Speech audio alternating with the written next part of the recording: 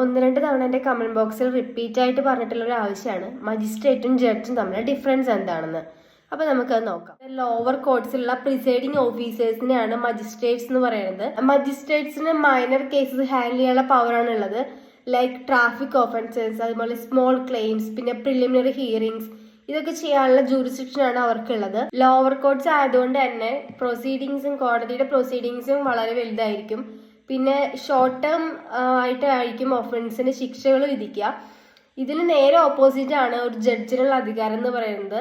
ഇപ്പൊ ഞാൻ പറഞ്ഞത് ഒരു ബേസിക് ആയിട്ടുള്ളൊരു സ്ട്രക്ചർ മാത്രമാണ്. കാരണം ഇപ്പോൾ ഡിസ്ട്രിക്ട് ജഡ്ജിനുള്ള പവർ അല്ല ഹൈക്കോടതി ജഡ്ജിനുണ്ടാവുക, ഹൈക്കോടതി ജഡ്ജിനുള്ള പവർ അല്ല സുപ്രീം കോടതി ജഡ്ജിനുണ്ടാവുക. സോ ഇതൊരു ബേസിക് സ്ട്രക്ചർ മാത്രമാണ്. പിന്നെ ഇവരുടെ തെരഞ്ഞെടുപ്പും കൂടിയും എൻ്റെ അടുത്ത് കമന്റ് ബോക്സിൽ ചോദിച്ചിട്ടുണ്ടായിരുന്നു.